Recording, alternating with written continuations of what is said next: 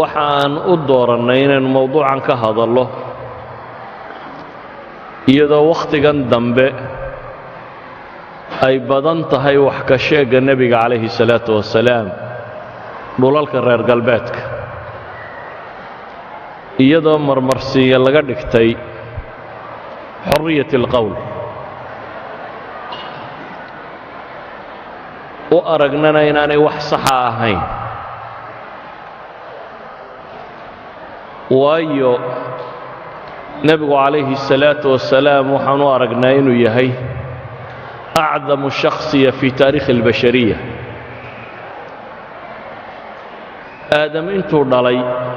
calayhi salaam ilaa qiyaamaha laga gaadhayo inuu yahay acdam insaan dhulkan ku kor socda maqaayiis kasta oo lagu qiimeeyo markaa marka aan leenahay nebigu calayhi salaatu wasalaam waa acdam insaan qur'aanka iyo sunnadu way tilmaamayaan waxgaradka bini aadamkiina wuu tilmaamayaa sidaa awgeed waxaanu arkayaa inay tahay dadka muslimiinta ah ee siiba yurub jooga inay ka mid tahay waxyaabaha looga fadhiyo inay nebigooda calayhi salaatu wasalaam difaacaan oo qaabka u roonay loo difaacayana ay ka mid tahay in weynidiisa la soo bandhigoo la muujiyo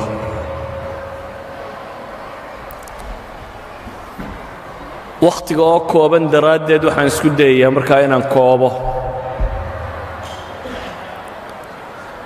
dhan markaynu eegno koowaad diin ahaan bini aadamka hormoodkiisu waa rususha iyo nebiyada bini aadamka oo dhan marka laysku daro dadka koowaad ee hormuudka u ahi waa dadkii rabbi doortay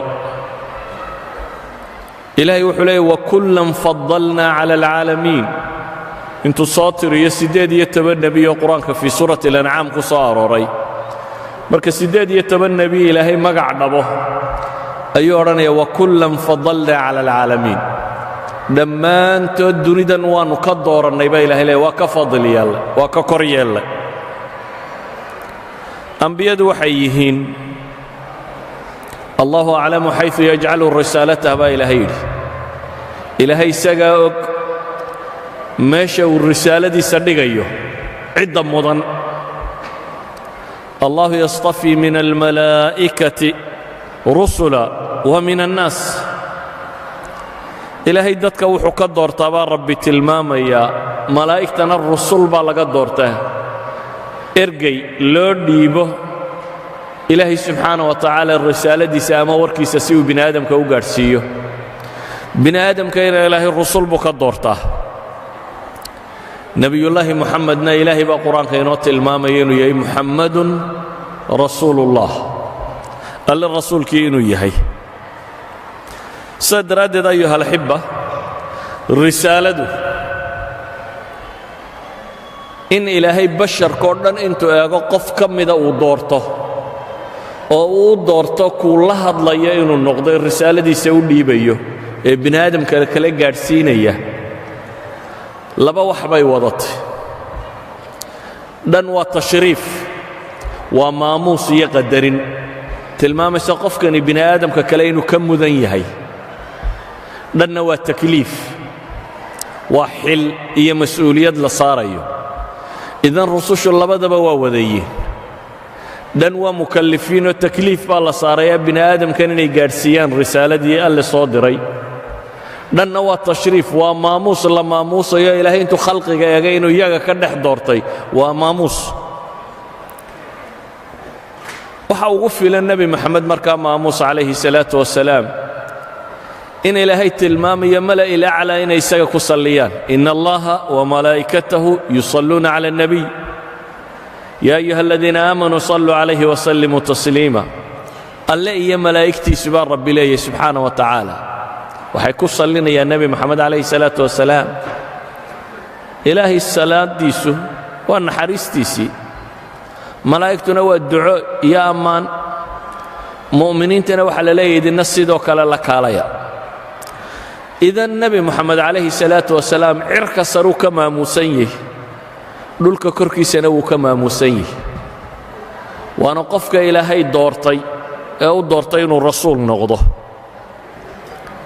haddaan akhriyo aayaadka qur'aana iyo axaadiista ku soo arooray masaladaasi aad bay u tiro badan yihin bale waxaa tiro badan nusuusta tilmaamaysa inuu rususha kale ka mudan yahay marka tabaqada bini aadamka kale la iskala yimaado ee la yimaado tabaqada nebiyada iyo rususha qudha tabaqadaa dhexdeeda inuu ka mudan yahay oo ilaahay si gaara isaga u tilmaamabay ayay nusuustu tilmaamaysaa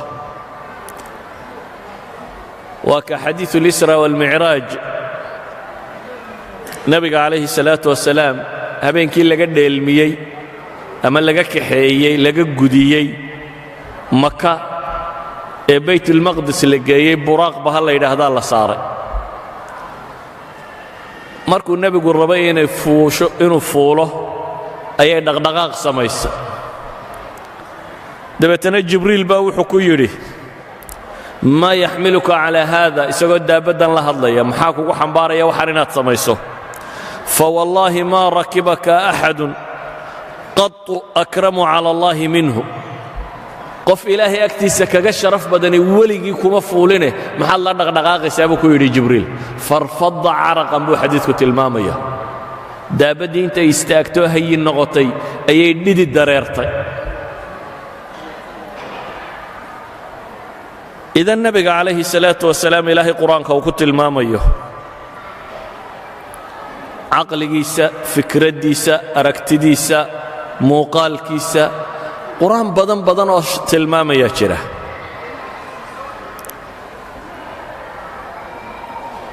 laakiin wakhtigoo kooban masaladaa waan soo koobayaa haddii wakhtiga xagga dambe aan wax ka gaadhi kara baan tilmaami doonaa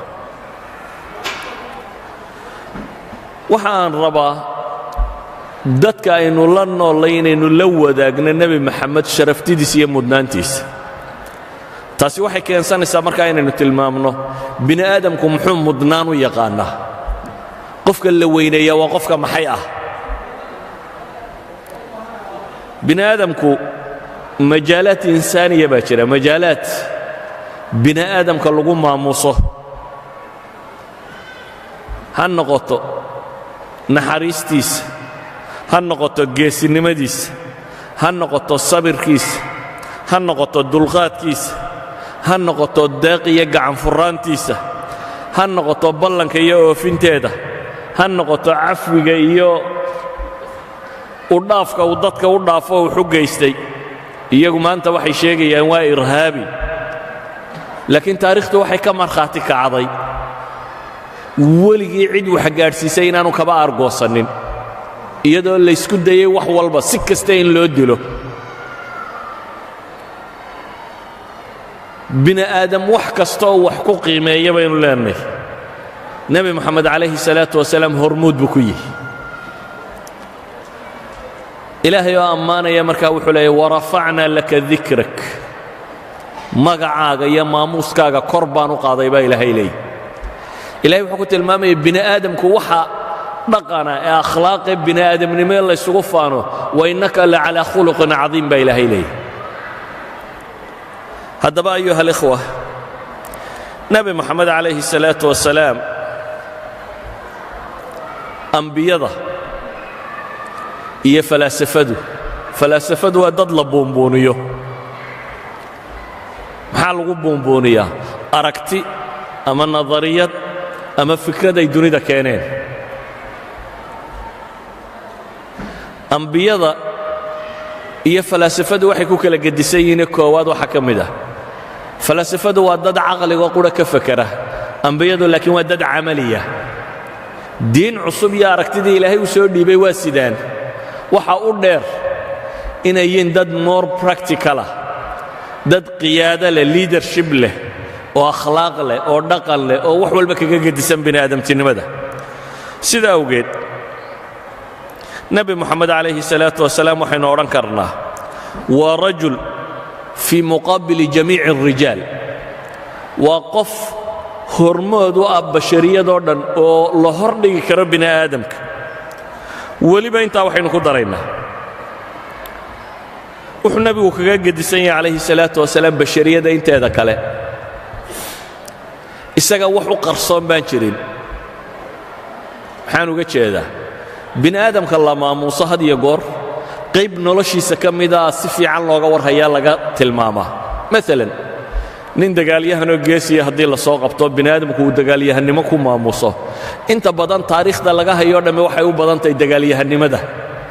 laakiin taariikhdiisa kale ee bini aadamnimo oo dhan lama magacaabo. nebi moxamed calayhi salaatu wasalaam taariikhdiisu wax maqani ma jiraan. waxaa qoran wuxuu cuni jiray, wuxuu xidhan jiray, musqusha siduu u geli jiray, musqusha markuu gelaya labada addinkuu horraysiin jiray, musqusha markuu ku jiro gacantuu isticmaali jiray ee wax iskaga maydhi jiray. yacni qof noloshiisa wax qarsoonay aanay ku jirin. waxaa qoran kabihiisu intay leekaayeen, cidhibta iyo xagga hore midkay u buuraayeen, indhal inay lahaayeen iyo inaanay lahayn, kabtu inay dhogor lahayd iyo inaanay dhogor lahayn. saddexda qaybooda kabtu u qaybsanto dhexda iyo xagga hore iyo xagga dambe mid waliba inta ay leegtay nebi moxamed way qorantahay calayhi salaatu wasalaam. waxaa qoran wuxuu maro qaatay midabkay lahaayeen. waxaa qoran wuxuu cunno cunay. waxaa qoran wuxuu meel istaagay. waxaa qoran wuxuu dagaal galay. waxaa qoran wuxuu qof bini aadama la hadlay. waxaa qoran wuxuu cibaadaystay. waxaa qoran wuxuu ummad hoggaamiyey. waxaa qoran noloshiisa oo dhan baa makshuufa. dabeetana waxaa la leeyahay waa taa taariikhdii nebi maxamede bal meel ceeb leh ka soo saara. qof aan taariikhdiisa waxbaba qarsoonayn ee wax wal oo noloshiisa ka midiba uu ritan yahay oo la tilmaamayo meel ceeba ka soo saara. walidaalik baa taariikhyahankii ingiriis ee toynby, arnold toynby, waa qarnigii labaatanaad baan odhan karaa taariikhyahankii ugu weynaaye reer galbeed lahaayeen. waa ninkan leh taariikh alxadaaraat, ilaa 27 xadaaro oo bini aadamka soo maray buu taariikhdooda u qoray. calaa kulli xaal waa mustashriqiinta ugu waaweyn buu ahaa. toynby ayaa wuxuu leeyahay kuwa raba inay dersaan taariikhdii nebi maxamedow waxaa helaysaan buu leeyay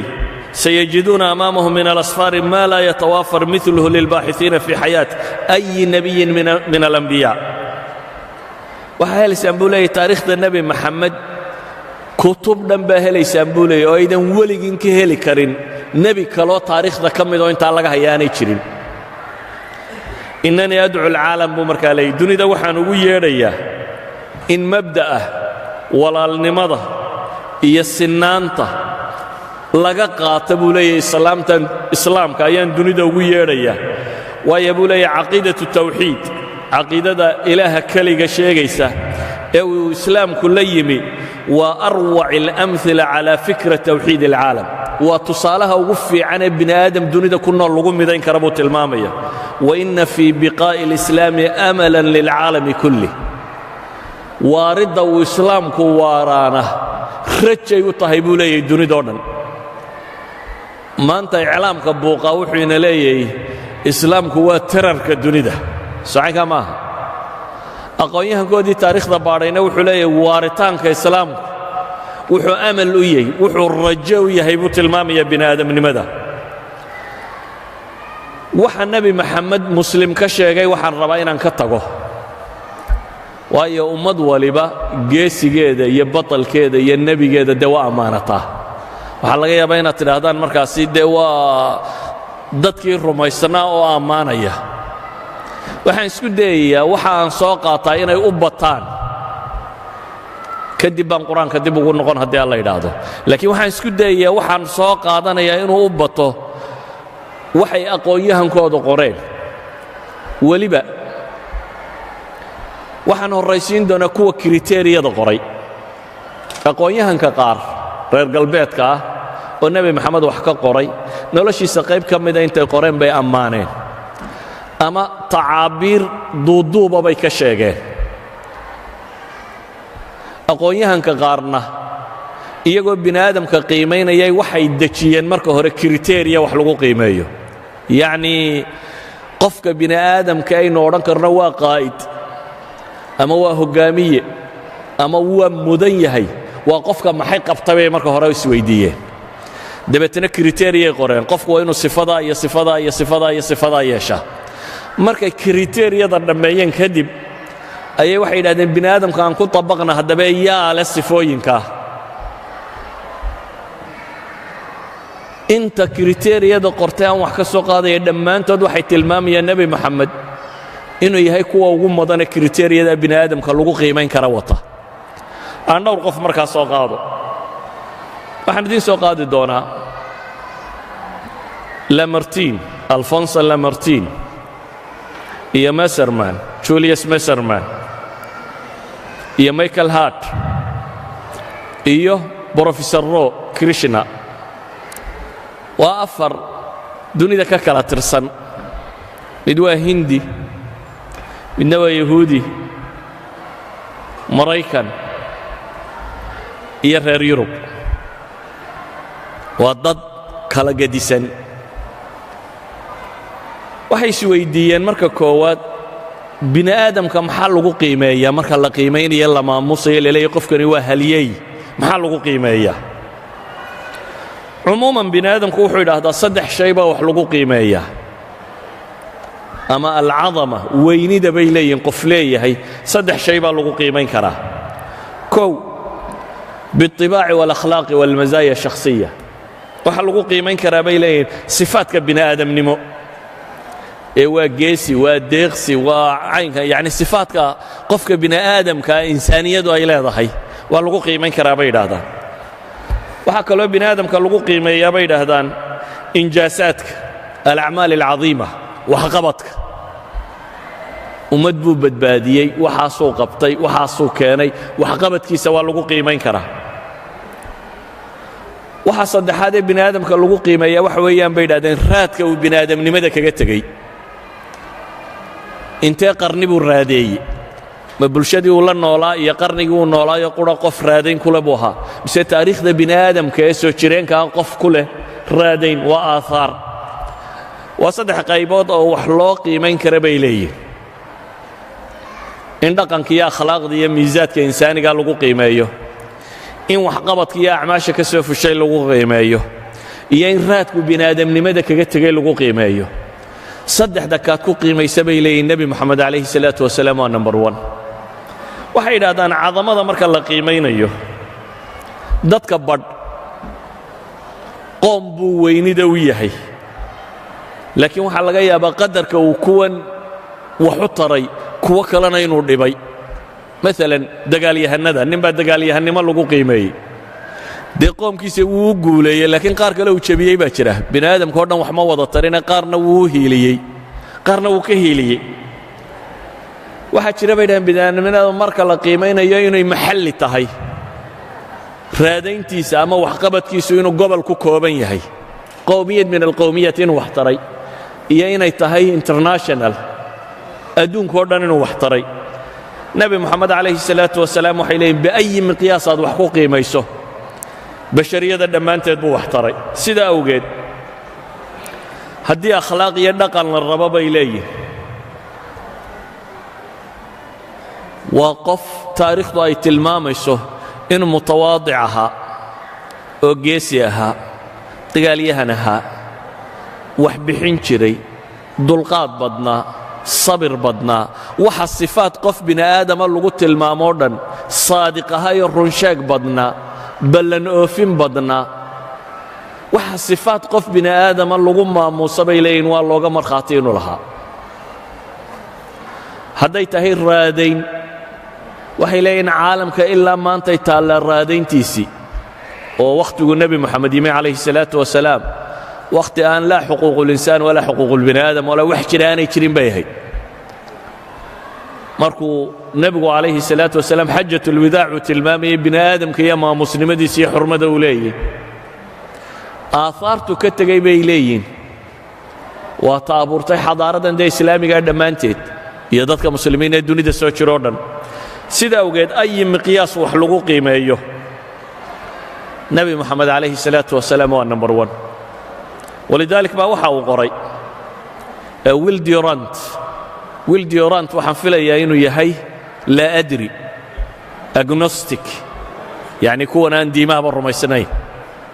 atheist maaha waa agnostic waa laa adri yani inuu jiro iyo inaanu jirin ma kala ogi anigu wax ma ogi baa la yidhaahdaa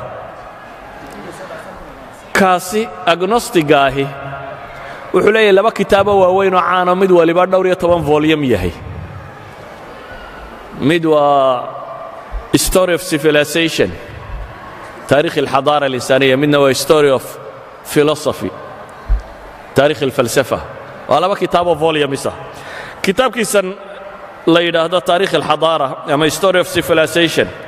marka uu ka warramayo taariikhdii nabi maxamed calayhi salaatu wasalaam wuxuu odhanayaa وإذا حكمنا على العظمة بما كان للعظيم من أثر في الناس قلنا إن محمدًا كان أعظم عظماء التاريخ فقد أخذ على نفسه أن يرفع المستوى الروحي والأخلاق للشعب ألقت به في دياجير الهمجية حرارة الجو وجدب الصحراء وقد نجح في تحقيق هذا الغرض نجاحًا لم يدانيه فيه أي مصلح آخر في التاريخ وحوليه haddaynu weyni ka warranna iyo qof bini aadama weynidii oo aynu ku qiimayno raadka uu bini aadamka kaga tegey nebi moxamed wuxuu yahay buu leeyahay kaana acdamu cudamaa'i taariikh dadka ugu waaweynee taariikhda la tilmaamo kooda ugu sii weyn weeyaan buu leeyahay dadka ugu waaweyn cudamaa'i taariikh markaynu meel isla dhigno cudamadabuu cadiimkooda yahay ayuu ka ugu wen yahay buu tilmaamayaa waayo buu yidhi shacab ku nool dhul kulul oo aan wax dhaqana wadanin carabtii jaahiliyadu tilmaamaya ayuu intuu noloshaa ka saaray wuxuu gaadhsiiyey buu leeyahay nolol bini aadamku tuu ku rayreeyo nololaha ugu sarreeya ka mida buu gaadhsiiyey waxaan jeclay inaan u soo noqdo dadyawa kale wararkooda laakiin bal nimankii kriteeriyada qaatay aan iyaga warkooda horraysiiyo waxa uu yidhi michael head aan soo qaato mar koowaad michael head waa nin maraykan ah asal ahaan yuhuudiya naaso researcher ka ahaan jiray professor of physics ahaan jiray jaamacaadka takhasusaad badan leh waa maths waa physics waa astrophysics waa computer science iyo law shantaas subject ba takhasus buu ku leeyahay shantaba degree buu ku sitaa waa professor jaamacadeed buugaag buu leeyahay ugu caansan yahay buugga la yidhaahdo the 100 boqolka buugga la yidhaahdo buuggan 100ku waxa uu ku tilmaamayaa boqolka qof ee bini aadamka ugu raadaynta badan the most influential persons in the history of mankind ayuu tilmaamaya boqolka qof ee ugu raadaynta badan bini aadamka waa bug 500,000 copy laga iibiyey ilaa 15 luqana ku tarjuman ninkan odagii markuu masaladan ka warramayo isagu markuu isa sifaynayo wuxuu isku sifeeyey inuu yahay jeffersonian liberal jefferson waa madaxdii soo martay maraykanka nin ka mid ah nin liberal isku sifaynaya laakiin qolada isaga rididaa markay sifaynayaan waxay ku sifaynayaan inuu yahay conservative iyo racial separatist bay leeyihin waa nin muxaafid oo infisaali cunsuriya bay odhanayaan iyagu nin yahuudiya oo dadka badh cunsurinimo ku sheegayaan oo maraykan u dhashay oo buug qoraya oo buugga audiensku uu qoraya wax ka iibinaya aanay carab ahayn ay yihiin dadka afka ingiriisiga ku hadla ayaa buug qoray yacni waa nimaan xidhiidh ka dhaxaynin isagiiyo nebi moxamed calayhi salaatu wasalaam ayaa buug qoray buugga uu qorayo wuxuu leeyahay waxaan ka warramayaa boqolka qof ee bini aadamka ugu raadaynta badan 3 shardi baanan u dhigay shardiga koowaad qofkani waa inuu qof xaqiiqi yahay buu tilmaamayaa yacni xaqiiqiga maxaa looga jeedaa waxay leeyihin taariikhda bini aadamka dad baa iska jira ustuura loo malaynayo iminka xakiimu siin oo kale lawtso nin la yidhaahdaa jiro jiniis oo ay xikam ka soo naqliyaan waa sida cigaal shidaadkeennoo kale qof jiray ma aha mise ma ahayn ayay ku muransan yihiin marka wuxuu leeyahay qofku waa inuu horta aanu noqonin dadka aan laba garanaynine qof xaqiiqiyo la garanayo waa inuu yahay waa marka labaad buu yidhi waa inuu noqdaa qof raad badan nolosha kaga tegey waxaan uga jeedaa buu yidhi xataa raadku ha xumaado ama ha samaado walidaalika dadka uu boqolka uu leeyahay bini aadamka ugu raadaynta badnaa hitler baa ugu jira hitler raadayntuu dunida raadeeyey waa maxay dhib buu ku raadeeyey dee wuxuu ku caanbaxay mushkilad marka wuxuu leeyahay bal adigu bini aadam waxaad doonto ku raadee ama waali ka warkeene ama wanaag ka warkeene boqolka qof ee bini aadam ugu raadayn badan baan rabaa waxaa kaloo uu tilmaamay inuu noqdo qofkaasi aarkiisu aar iqliimiya inaanu noqonina inuu noqdo maxay aar caalamiya dunidoo dhan inuu raad ku samayn karo buuggiisa markuu qorayay markaa wuxuu yidhi saddexdaa qiimaynood marka aan ku qiimeeyo qofka bini aadamkee ugu mudan basharka dunida soo maray oo dhammi waa nebi maxamed buu leeyahay calayhi الsalaaةu wasalaam number 1 waxayaa buu yidhi nebi maxamed number 2giisa ma taqaanin waa sir isaac newton ninkii fiisigiska number 3giisa ma garanaysaa waa ciise nebiyullaahi ciise isagoo yuhuudiya muuse muxuu ka dhigay nebi muuse nambarka 4aad buu ugu jiraa boqolka qof ee dunida raadaynta ku leh isagu nebigiisu raacsiisnaa wuxuu ka dhigay maxay number 40 buu ku tilmaamaya ciisana nebi ciisena wuxuu ku tilmaamaya maxay number 3 su'aal baa isweydiin le markaa tirakoobyada maanta la hayo ee dunidu ay sheegato masiixiyada inta sheegata ka badnayd baa la leeyahay inta sheegata muslimka waay uu ciise number 3 uga dhigay ayaa la weydiiyey maxaad ciise yacni wan u geyn weyde waxa uu tilmaamayaa ciise waxa aan wanka u geyn waayey waa hal shay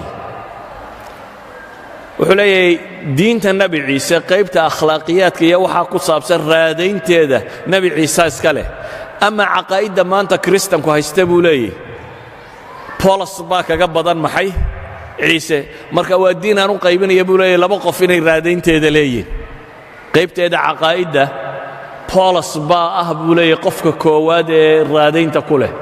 dee taliidka ninka ku waday weeyaan saddexdan ilaahay isku ilaaha ninka soo dhex geliyey diinta tan weeyaan waa gruubka saa awgeed buu leeyahay ciise aniga agtayda wuxuu ka yahay maxay number 3 buu tilmaamaya ama buu leeyahay moxamed calayhi salaatu wasalaam isagu keligii ayuu hadday caqiido tahay iyo hadday akhlaaq tahay iyo hadday dowladnimo tahay iyo hadday waxaba tahay islaamka keligii buu matalaa buu leeyahay keligii ayuu yahay markaan bashariyadoo dhan eega buu leeyahay taariikhdii reer nebi aadam oo dhan markaan eego qofka ugu mudan ee ugu weyn ee raad lihi waa nebi maxamed buu tilmaamaya calayhi salaatu wasalaam ma irhaabi baa ugu raad badnaan lahaa dunida intuu soo maro mise qof la caayo la yidhaahdo waa dumar buu jecelaya ama caynkan buu sameeya ama kan buu samaynaya ama caynkan samayn kari lahaa may waxa weeyaan innagaa gabnay taariikhdii islaamiga ahayd markaynu innagu soo bandhigi weynay iyagu inoo soo bandhigeen khuraafaadkoodii aneego axmed diidaad baa kitaabkiisan la yidhaahdo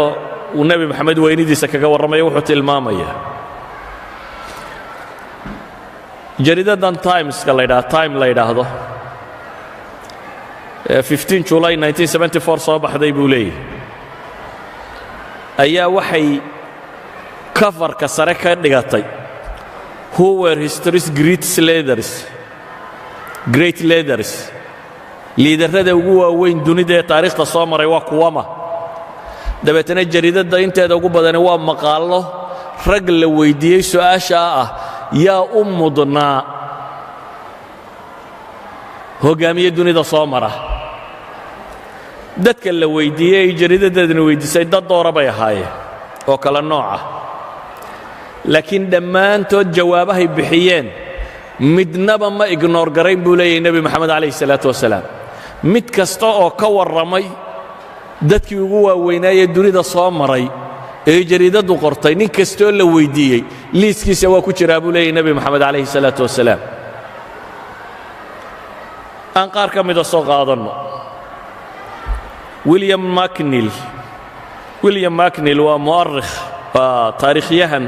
maraykan oo jaamacatu shikaago ka tirsan ayaa jariidadda maqaal buu ku leeyahay waxa uu leeyahay haddii aynu weynida ku qiimayno qofku inta uu raadeeyey bini aadamka waxaa qasab noqonaysa buu yidhi inaynu xusno dadkii bini aadamka ugu raadaynta badnaa nebi ciise iyo buuda iyo muxamed iyo confucius ambiyadan dunida soo martay buu isagu leeyahay diimaha maanta joogee waaweyn ee dunida soo maray ambiyadoodii alaa xaddi qowlihii weeyaan soo isagu sheegay ayaa ugu raadayn badan nimanka wax la weyddiiyey ee maqaaladan su'aalaha la weyddiinaya waxaa ka mid ah nina janan mutaqaacida lieutenant general fariiq buu ahaa mutaqaacid ciidanka maraykan ah james gaffin la yidhaahdo waxaa la weyddiiyey yaa ugu mudan qaadadii dunida soo martay kaasi taarikhyahan buu ahaa kanna waa caskari waxa dadkan loo soo qaadanayaa waa dad viyuga ay wax ka eegayaan ay kala gedisan tahay oo ninka askarigii sibuu dunida u arkaa ninka taarikhyahankiina sibuu u arkaa ninka culumta bini aadamka psychology wax la mida ku takhasusayna si kale u arkaya james gavin waxaa la weyddiiyey yaa dunida ugu raad badanee soo maray taariikhda wuxuu yidhi waxaan aniga agtayda waxaan ictibaarinayaa buu yidhi moxamed iyo ciise liilanna waan ku dari karaa buu yidhi isagana inuu ka mid yahay dadkii dunida raadeeyey nimanka jariidadaasi wax ka qortay waxaa ka mid ah julius maserman waa yahuudi laakiin waa muxallil nafsi waa psychoanalytist waa muxallil nafsi yani waa psychologyga qolada taxliilaat nafsiya qoladan ka warranta waa isna professor jaamacatu shikaagoya waxaa la weyddiiyey markaa masaladatan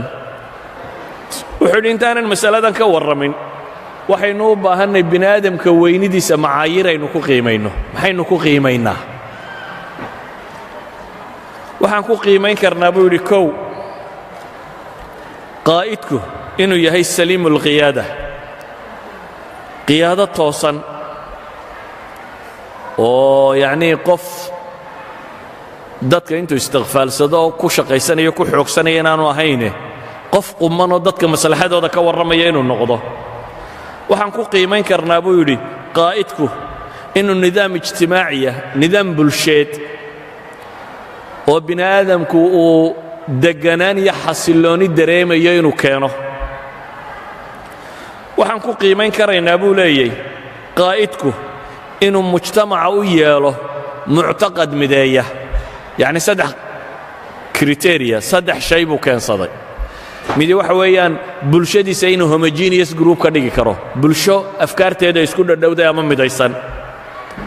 laba wuxuu ku tilmaamay nidaamkiisu inuu yahay nidaam bulshadu nabadgelyo iyo deganaanshiyo iyo xasillooni keenaya ka saddexaadna wuxuu ku tilmaamay inaanu danaysta ahayna dadka maslaxadooda qof wada inuu yahay saddexdaa shay haddaan wax ku qiimeeya buu leeyahay waan bini aadamkii dunida soo maray ku eego lacalla acdamu qaa'idin buu markaa yidhi kaana calaa mari alcusuuri huwa muxamed markaan saddexdaa shay wax ku qiimeeyo qaa'idka ugu weyne taariikh bini aadam soo maray waxaan filayaa buu yidhi inuu muxamed yahay waayo isagu saddexdaba wuu wada kulansaday buu yidhi muusena buu yidhi darajadaa darajo ka hoosaysaan geynayaa laakiin isna waa kulansaday nebi muuse calayhi salaatu wasalaam maxay tilmaamaysaa qadiyadani waxay tilmaamaysaa dadka wax qiimeeyey ee ama micyaar caskariya ku qiimeeyey ama micyaar psychologiga ku qiimeeyey ama micyaar taariikhiya ku qiimeeyey ama backgrounds aqoomeed oo kala gedisnaa lahaa oo ka warramay nebi moxamed calayhi salaatu wasalaam dhammaantood waxay tilmaamayaan inuu nebi moxamed mudnaa ama kuwa ugu mudan dunida inuu ahaa ama isagu inuu yahay kuwa mudanka u sii mudan anka afraad soo qaato waa filosof Asia u dhashay Hindiya filosofkan Hindiga Ramakrishna Rao baa la yidhaahdaa wuxuu leeyahay kitaab la yidhaahdo Muhammadun Rasuulul Islaam Muhammad waa rasuulkii islaamka bug la yidhaahda buu leeyahay isaga laftiisu waxa uu ka hadlayaa uu leeyahay dadkii nolosha raadka ku lahaayoo dhan aan qiimeeya buu yidhi laakiin dadkaa markaan qiimaynaya buu yidhi anigu waxaan soo qaadanayaa buu yidhi micyaar uu qoray dunidaba malaa kuwii ugu intixaansanaa mid ka mida buu leeyahay Hitler buu micyaarka ka qaadanayaa Hitler wuxuu leeyahay bug la yidhaahdo maxay kifaaxi min kampf miyaa la odhan jiray af jarmalka dagaalkaygii bug la yidhaahda buu leeyahay Hitler buuggiisa wuxuu odhanayaa Hitler waxa naadira waxa wax mar uun la arka dhif iyo naadir aan hore u dhicin buu leeyahay Hitler in la arka buu yidhi rajul nadariyaat qofka nadariyaadka keena filosofiga aragtida leh oo haddana qaa'id cadiima hogaamiye weyne dunida lama arka buu leeyahay ka dunida waa la arki karaa buu yidhi daaci ama khatiib aftahan wax hogaamiyey waa la arki karaa laakiin ma dhacda buu leeyahay inta badan dadka caqliga weyn leh ee nadariyaadka keena filosofiga keena falaasafo qaada ah waa laba guruuboo kala baxsan buu leeyahay inta badan falaasafadu qaada ma noqota buu leeyahay good leadership ma noqdaan Hitler markaa micyaarkiisani wuxuu weeyaan inay kulmaan awoodda aragti dejinta iyo nidaamka iyo filosofi inaad dejiso iyo awoodda hogaaminta iyo inaad zaciim noqoto iyo awoodda hadalka iyo dadka afkaartaada inaad gaadhsiin karto saddexdaasi inay kulmaan buu leeyahay Hitler waa wax aad naadir u ah waa wax aan nolosha inta badan lagu arag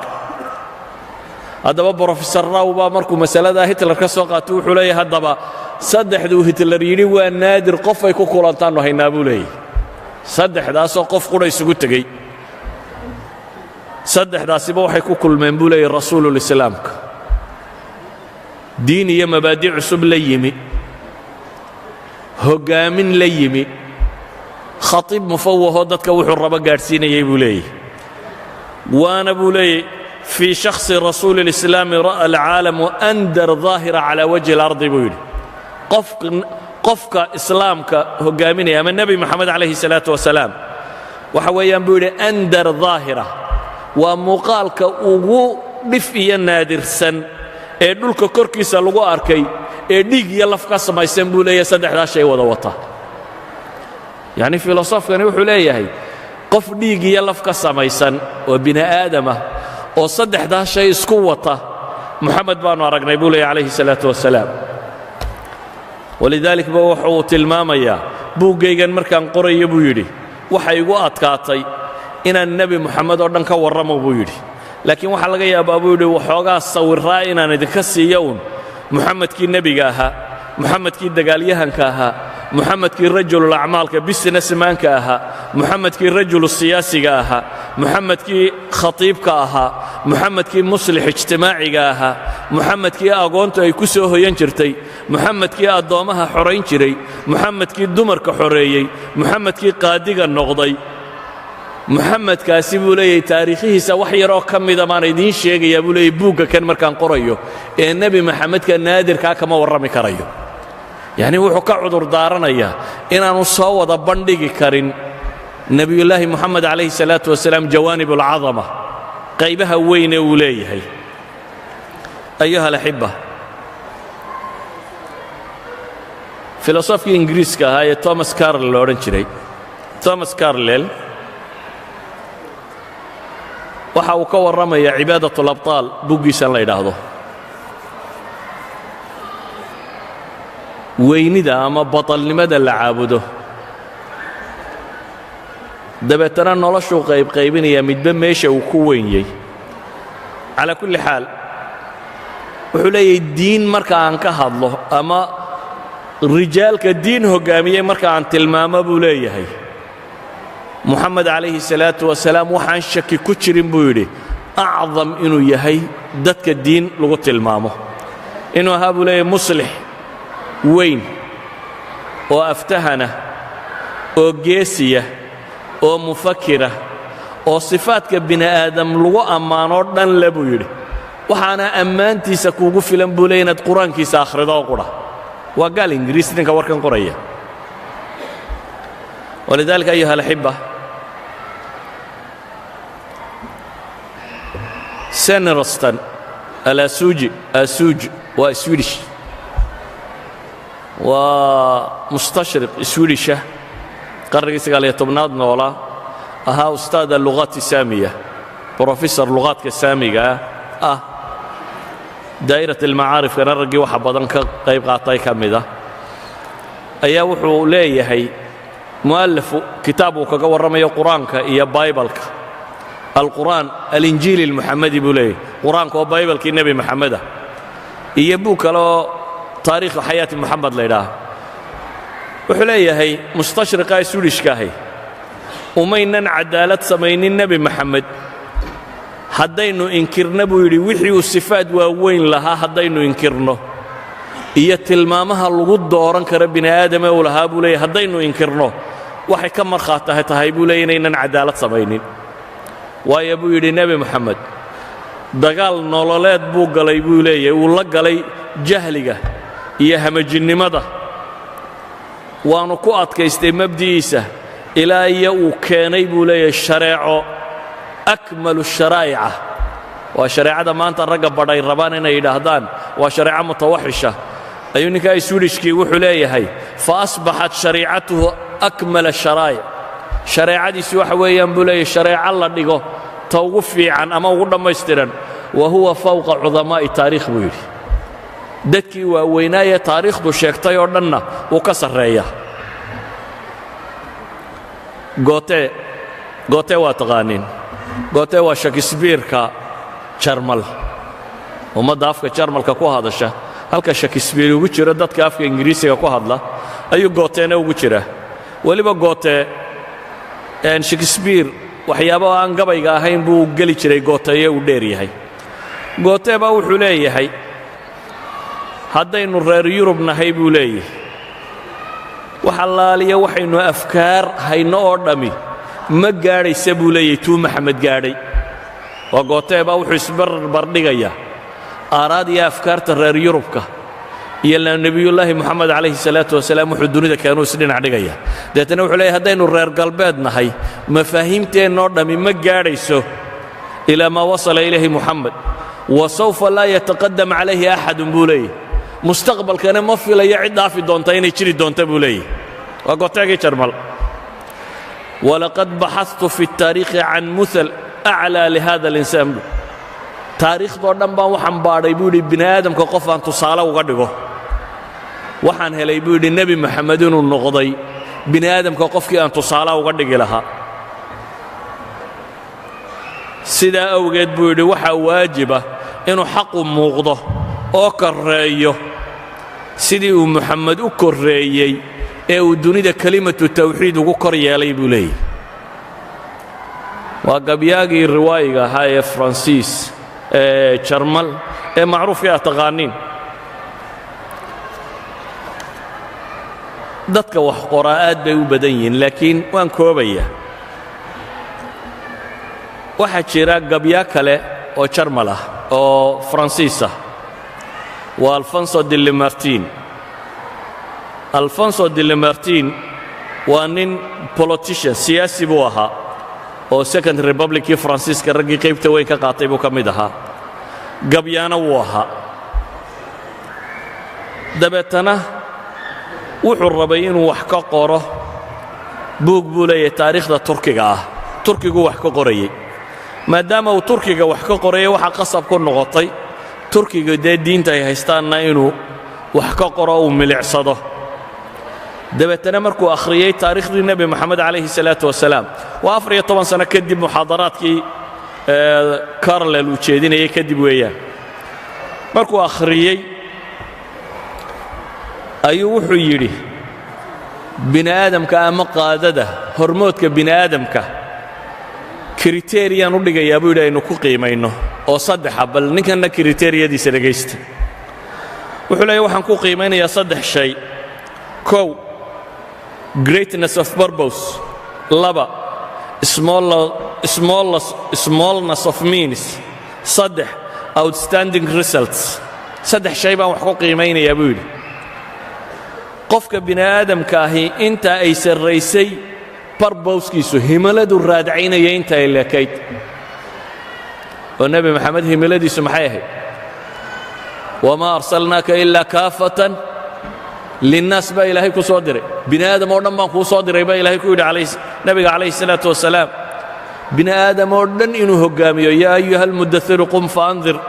warabbaka fakabbir wahiyaabaka fatahir baa lagu yidhi idan wuxuu leeyahay qofku inta uu ka fakeraya ama iskoobka uu gaadhsiisanaya aragtidiisu ay ku socotay wamaa arsalnaaka ilaa raxmatan lilcaalamiin baa ilaahay ku tilmaamaya ka labaad wuxuu leeyahay idan nebi maxamed universal buu ahaa waxa uu ka fakerayay caalamkao dhan baa ilaahay u soo diray jin iyo insigiisaba ka labaad wuxuu leeyahay smallness of means awoodda uu haystay inta ay leekayd dee nin maalan maanta ninka dawladda maraykan xukumaa dee wuxuu haystaa miiniskii dunida ugu ballaadhnaayo nin madaxa gacantiisa gala hadday dhaqaalo tahay hadday hub tahay hadday dawlad tahay hadday technology tahay hadday dunida ciddii hoggaaminaysu maamulaa ama isagu ninkani qofku qiimaysanaya waa maxay qofkan waa inuu wuxuu haystayna inay wax yar noqdaan nebi maxamed markaynu eegno calayhi salaatu wasalaam dee wasaa'il dhaqaale ma haysan cidi lama soconnin inan yaroo agoona oo meel cidlaa ku soo koray tolkiya dadku ka dhashay meel saxaaroo lama degaa bay joogeen carabi magac iyo maamuus dunida kumay lahayn labada dawladoodee waaweynee dunida ka taliya midnaba may ahayn yacnii waxay ahayd uun meel bini aadam deggan yahay meesha ugu dambaysa ee la tilmaamo ayay saxaara alcarab ahayd markuu nebi moxamed ka soo baxay calayhi salaatu wasalaam qodobka saddexaad ee la martiin wax ku qiimaynaya waxa weeyaan waa outstandingka resultska ka soo baxay nataa'ijka uu dhaliyey siday u weyn tahay nataa'ij raa'ica yacnii nebi maxamed wuxuu leeyahay taariikhda bini aadamka haddaan saddexdaa shay ku qiimeeyo qof himiladiisu weyn tahay waxa agtiisa yaallaana ay yar yihiinee awoodee u haysta midhaha uu dhaliyeyna uu midho caalamiyo aad u ballaadhan yahay markaan wax ku qiimeeya buu leeyahay nebi moxamed calayhi salaatu wasalaam wuxuu yahay buu leeyahay qofka ugu mudan bini aadamkee la tilmaami karo masalada uu ninkani sidaa u tilmaamay waxaa tacliiqinaya bosworth smith benyamin bosworth smith waa bishop maraykanah buug buu leeyahay la yidhaahdo uu nebi moxamed calayhi salaatu wasalaam kaga warramayo dabeetana wuxuu leeyahay moxamed buu yidhi laqad kaana alqaysara waalbaaba ninkani waa bishop markaa labadii uu yaqaanay ugu awood badnaa buu isku daray nebi moxamed wuxuu ahaa buu yidhi qaysar iyo baabahoo laysku daray buu yidhi yacnii dawladihii romaniska boqor dawladda hoggaamiyo qaysar la yidhaahdaa jiray iyo dee boobkii katoliga moxamed wuxuu ahaa buu yidhi labadaasoo laysku daray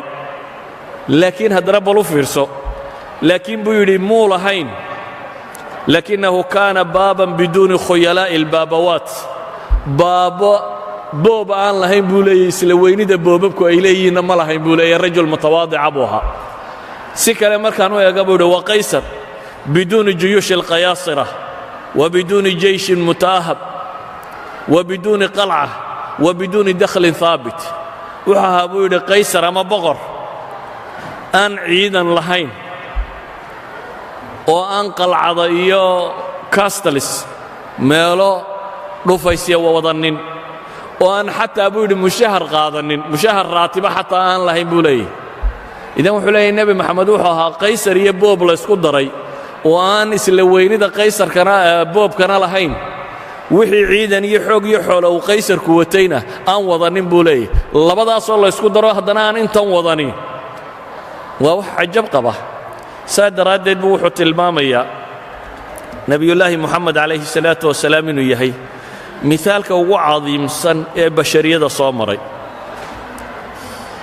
linardo ayaa isna wuxuu tilmaamayaa leeyahay muxamed ina muxamadan acdamu اlbashariya qaatiba asdaq insaanin wujida calaa wajhi اlardi buu leeyay. nebi moxamed waa qofkii ugu weynaayee dunidan soo maray, waa insaankii ugu run sheega badnaa ee dunidan soo maray. ayuha alaxiba waxa idinku filan soo ma ogdin united nationku inay leeyihiin kulliyad ku taalla talyaaniga toronto bay ku taallaa oo kulliyo leadershipka lagu dhigo, oo leadershipka yacni united nationkeeda iyo dadka ka shaqeeya leadershipkooda sida ay loo hoggaamiyo. ma filaysaa leadershipka ugu weyne loo dhigaa inuu yahay nebi moxamed calayhi salaatu wasalaam oo professor ingiriisi dhigo? nebi moxamed calayhi salaatu wasalaam professorrada ingiriiska ugu caansan ee leadership ka warrama buug buu leeyahay la yidhaahdo qiyaadatu moxamed, the leadership of moxamed uu leeyahay. kaasaa laga dhigaa uu dhigaa united nationka qaadadeeda si loogu tareengareeyo nebi moxamed calayhi salaatu wasalaam qiyaadadiisii. idan marka ay noqoto cilmi iyo jaamacad iyo taariikh iyo bini aadam waxbaadha iyo dad insaaninimada bini'aadamnimada ay qiimo u samaynayso, nebi moxamed calayhi salaatu wasalaam waa hormoodka bini aadamka. walidaalika ayuha alikhwa, hanis kong nin la yidhahdo switzerland u dhashay doctora, waa caalim lahuut theologiana, ayaa wuxuu leeyahay taariikhdoo dhan baan baadhay anoo ka baadhaya bini aadamka qof aan tusaale uga dhigo nebiga carbeed ee moxamed un baan helay buu yidhi qof bini aadam tusaale u noqon kara. dadka aan tilmaamaya waa dad background kala gedisan leh, qaarkood wadaadda diimeed ay yihiin, qaarkood taariikhyahanna ay yihiin, qaarkood ay jananno iyo casaakir yihiin, qaarkood ay usaatida jaamacadeed yihiin, qaarkood ay physics iyo sciences ku shaqo leeyihiin. waa dad background kala gedisan leh, laakiin isku dayey inay ka warramaan bini aadamka yaa uu noqon karo hormood, yaa magac iyo maamuus yeelan kara. encyclopediyahan ingiriiska daa'irat almacaarif albaraytaaniya maadadda muxamed haddaad baadho waxay leeyihiin muxamed ibnu cabdillaah mu'asis addiin alislaamiyi wulida fii maka. moxamed oo ina cabdilaahiyo ah bay yidhahdeen diinta islaamka kii aasaasay, waa iyagu say u dhigayaan. wuxuu ku dhashay magaalada maka. tacbiirka ku xigaa waa maxay? وقليلون هم الرجال الذين أحدثوا في البشرية الأثر العميق الدائم الذي أحدثه محمد بيداده. encyclopediyaha ingiriisku wuxuu leeyahay waxaa yar bini aadamka dhexdiisa in lagu arko raadku nebi moxamed nolosha ku sameeyey wax ku sameeyey bay leeyihin. waa their encyclopedia ayaa saa tandhigaya. thomas carlinle wuxuu leeyahay waa shihaabun qad adaa dunya, waa holac ama iftiin dunidoo dhan ifiyey buu ku tilmaamaya. ayuha alaxiba, hadday noqoto weedhaha bini aadam yidhi inaan soo naqliyaa aad bay u tiro badan tahay, laakiin waxaan rabaa inaan iska daayo weedhaha bini aadamka oo aan idiin sheego waxa ilaahay yidhi subxaana wa tacaala. ilaahay wuxuu leeyahay nebi moxamed waa rasuulkii ilaahay. rasuul macnaheeduna waxa weeyaan waa ku ilaahay intuu doortay basharka uu soo diray.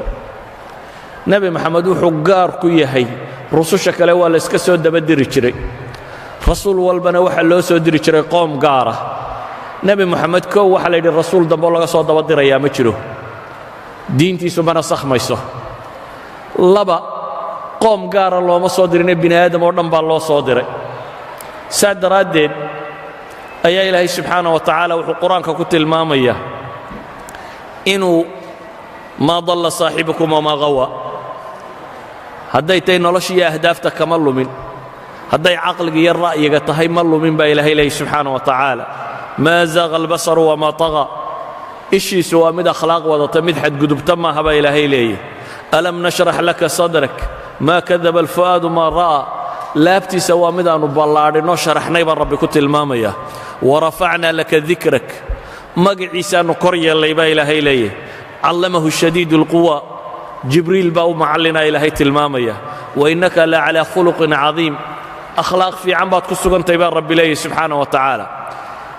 ilaahay wuxuu qur-aanka ku leeyahy tilka arusulu fadalnaa bacdahum calaa bacd kuwani waa rusushii oo badhba badh baan ka fadilay baa ilaahay leeyahy rususha marka laga yimaado basharka kale basharka rusushaa u mudan rususha lafteedaa kala mudan haddaba rususha kale oo dhan nebi ibraahim baa u mudan bal u fiirsa qur-aanka nebi ibraahim ilaahay buu baryayaa wuxuu leeyahay maxay walaa tukhzinii yowma yubcaثuun ilaahay qur-aanka wuxuu ku leeyahay yowma laa yukhzi illaahu الnabiya wاladiina aamanuu macah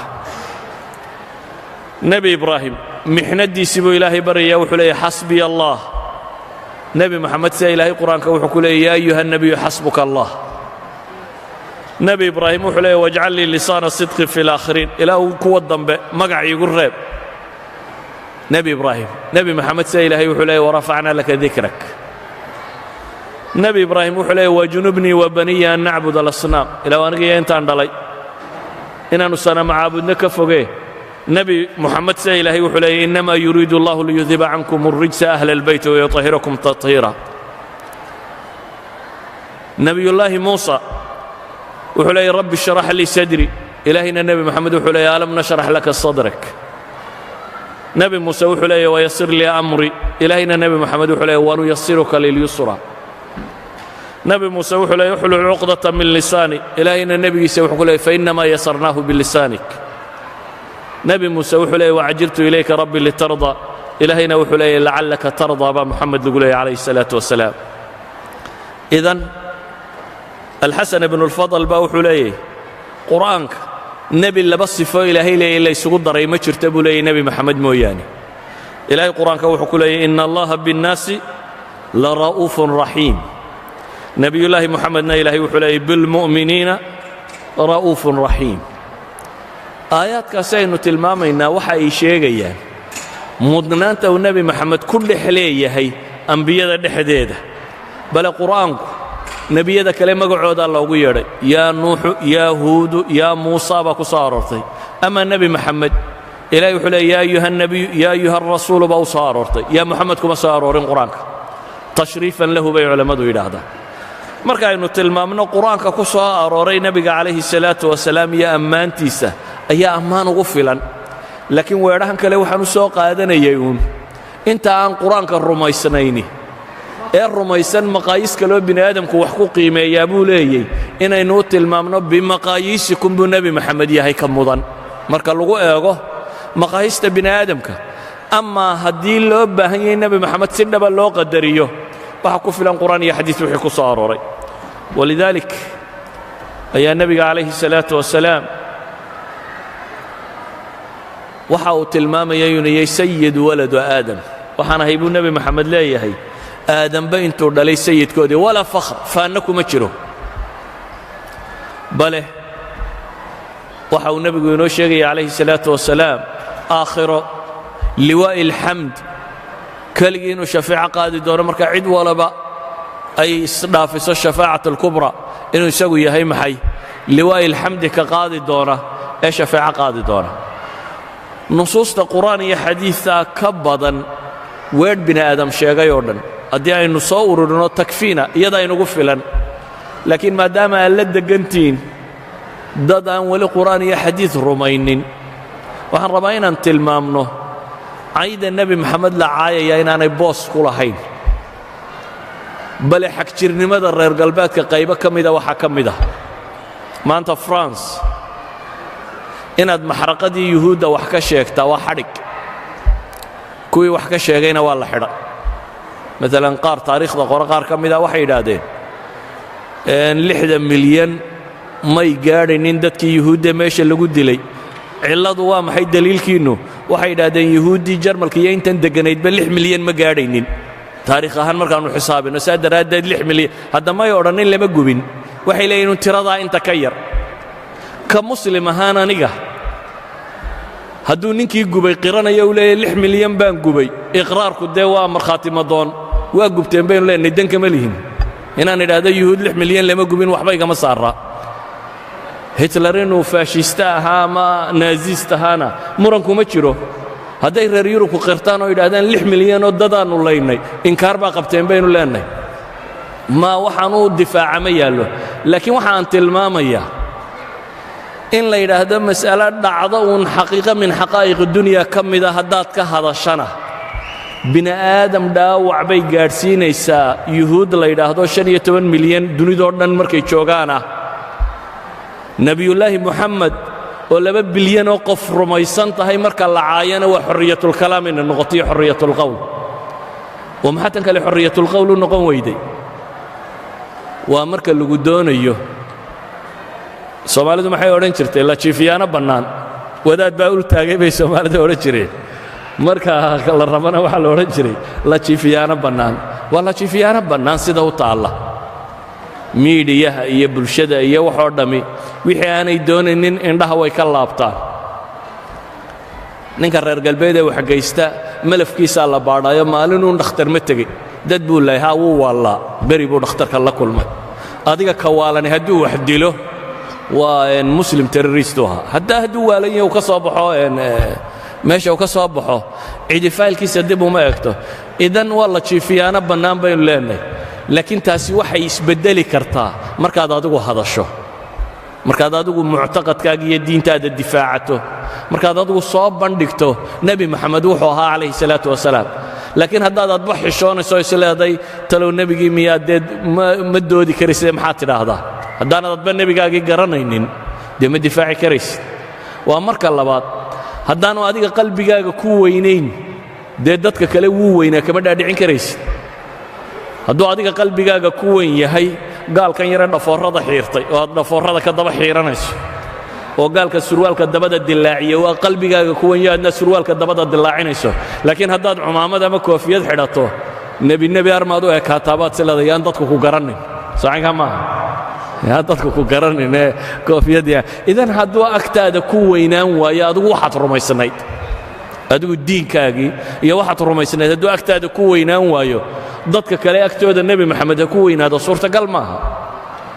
markaynu innagu nebi moxamed weynayno calayhi salaatu wasalaam ayaa dadka kalena weynaynaya